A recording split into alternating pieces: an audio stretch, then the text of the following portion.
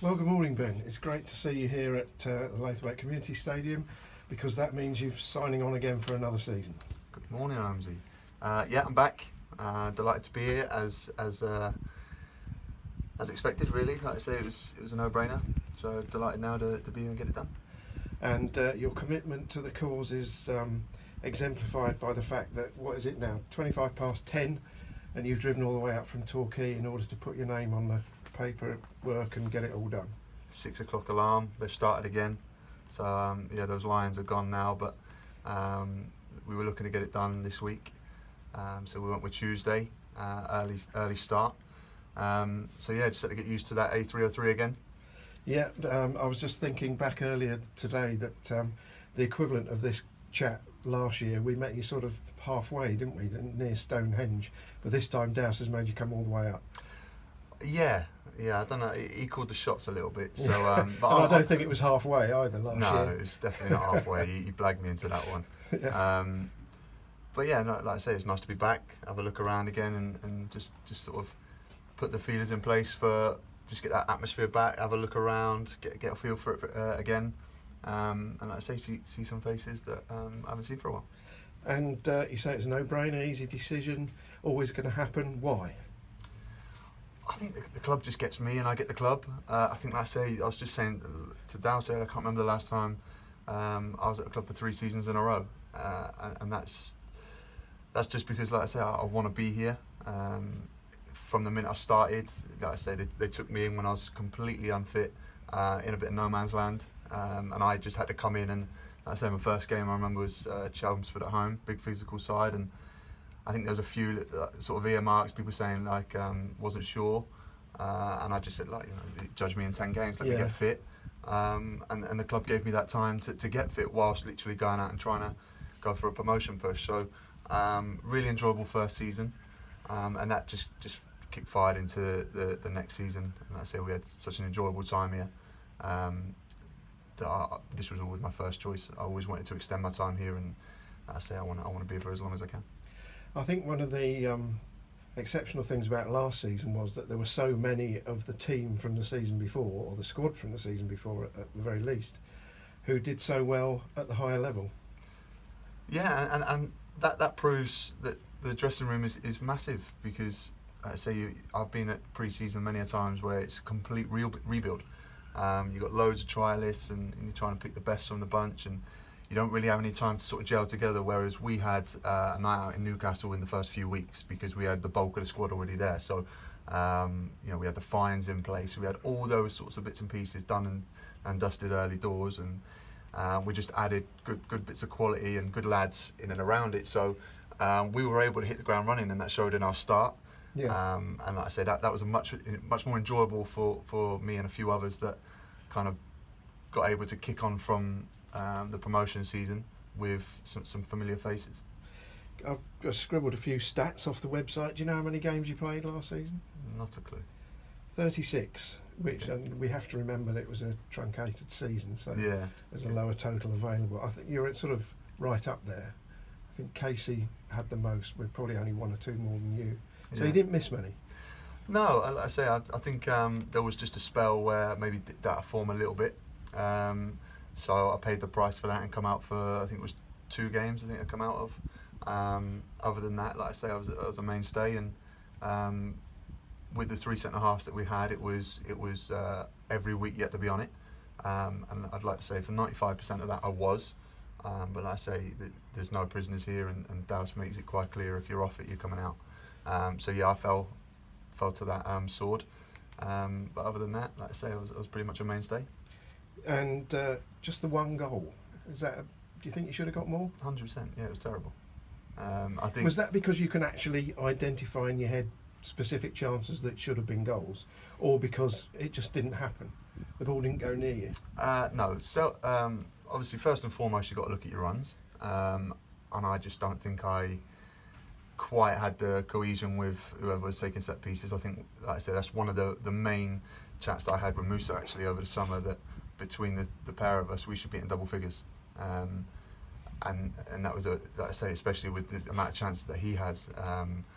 So I've got to be looking at my runs first and foremost, and then I've got to look at sort of building a relationship with whoever's taken the delivery. And I know, the likes of Max and Java now that will be putting quality balls into the box. So there's going to be no excuses. So I'll be working on that because, like I say, I want to hit close to double figures, and I know that's ambitious, but that's what I've been used to, and I want to be hitting 6-7 a season minimum. Sure. You were very close to double figures in another stat. There we go. I think you know what it is. Actually, I was going to say, for someone who plays your position, 9 yellow cards over a whole season, I don't think is all that bad, really. It's not, considering how easy it is to get a yellow these days. That's what I mean. But no, yeah, I think it's just the type of player I am.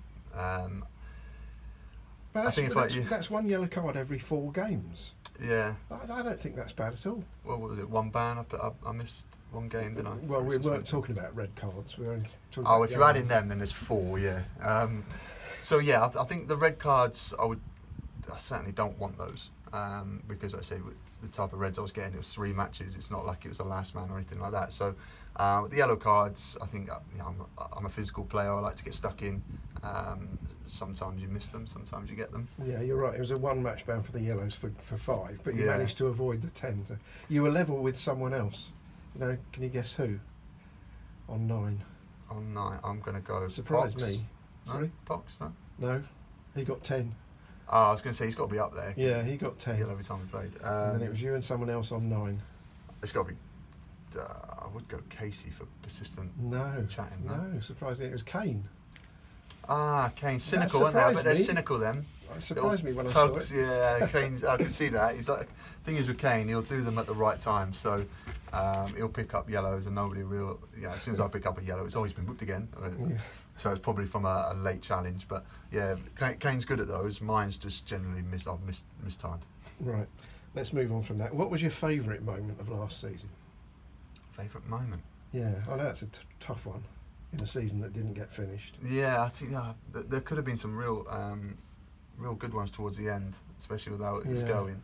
I'd say some big wins. So Chesterfield away? I would say Chesterfield away and was a great one to start away. with. Forward was up there. I know that got voted. Forward was a great performance, and I say nobody really expected that. At least they're all filed. Yeah, I know. And then Notts County was big because, like I say, that was when I come back into the side, and you're thinking Notts County away, like this could go either way. But yeah, we put in a really good performance. So I'd say those 3 were up there. Okay. What was the worst moment? Chorley away, 100% Chorley away. Oh yes. So Chorley away, obviously Chorley from Torquay is an absolute mission. Got sent off. Fairly? Just silly. Or harsh? Just silly. Obviously, the people around the game knew it wasn't intentional, but at the end of the day, I put myself in a position where I could get sent off. So, silly from me. So then I got sent off in that one. We ended up drawing, which I think we would have gone on to win that one. But and then off the back of that, on my way home, missed my train. So I then had to spend 125 quid on a hotel in Birmingham because I couldn't get any further. So I didn't actually get home until Sunday. And do you get fined for being sent off as well?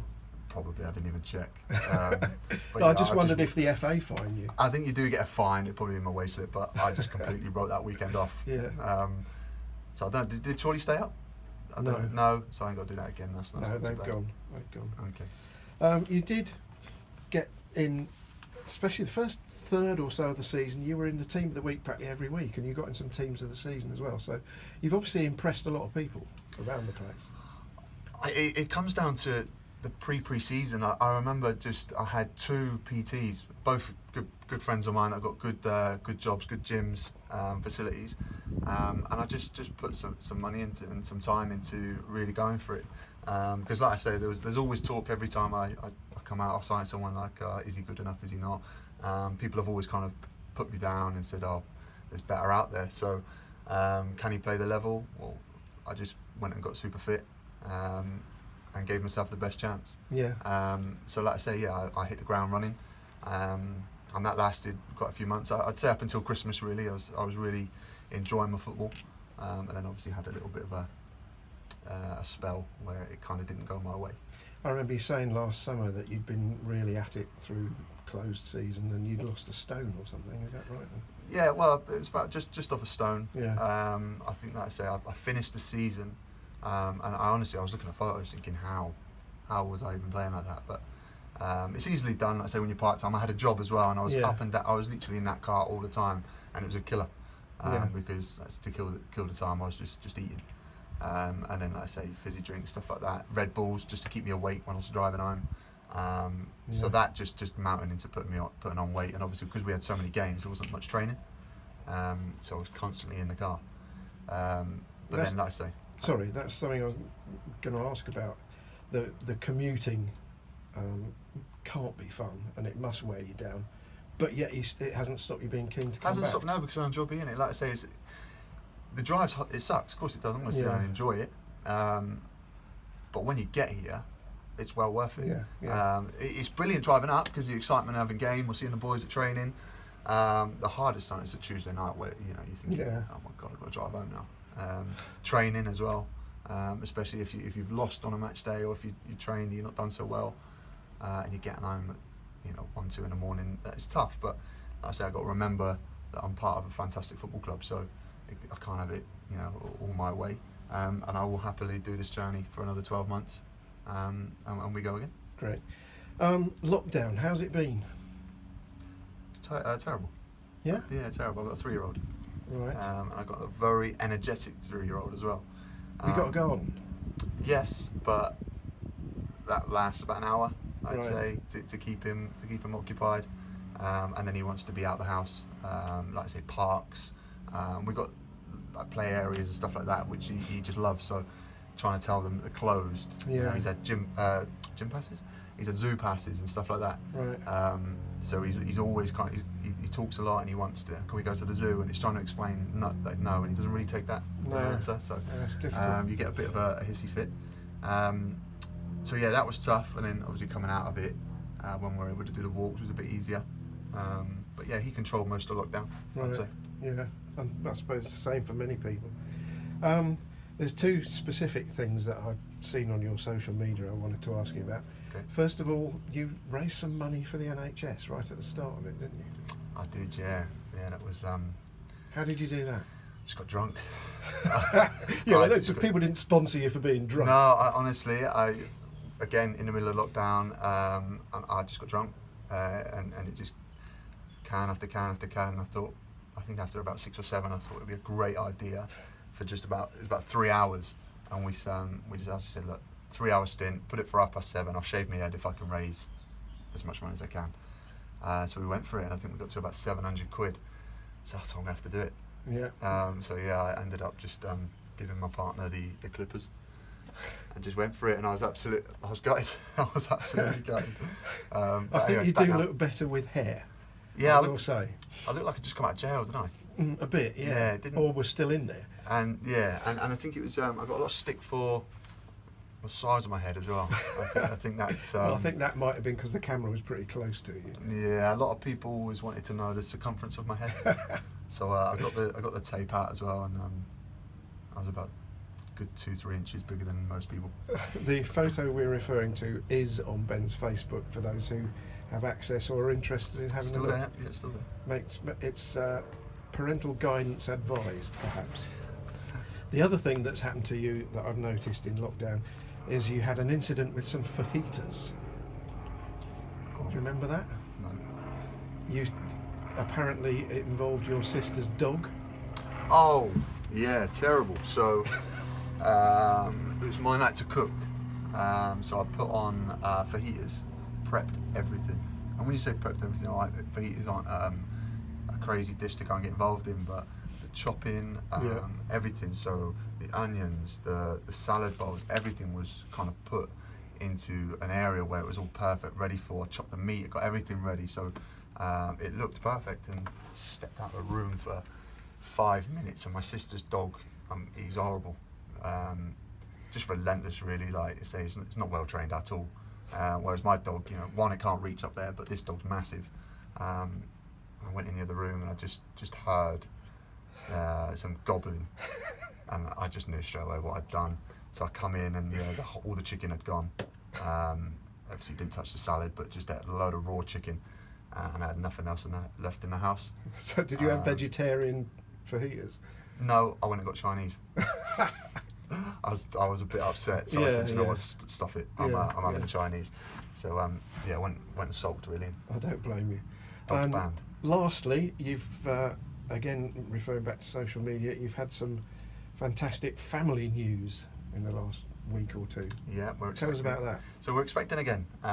Congratulations. Thank you very much. So yeah, we've got another boy on the way, December 24th. Oh right. So yeah, Christmas do's out again. So 2 years in a row, so I'll get some stick for that. But yeah, December 24th, we had our secret gender reveal the other day. Well, I say secret actually. We went and paid for the secret reveal and stuff. Done it all properly. Had the scan. All excited. Bought the canisters. Yeah. You know, where they pop them. Yeah. So we bought and it those. comes out blue or pink. Yeah, blue or pink. She left the sticker on it, so I knew it was a boy.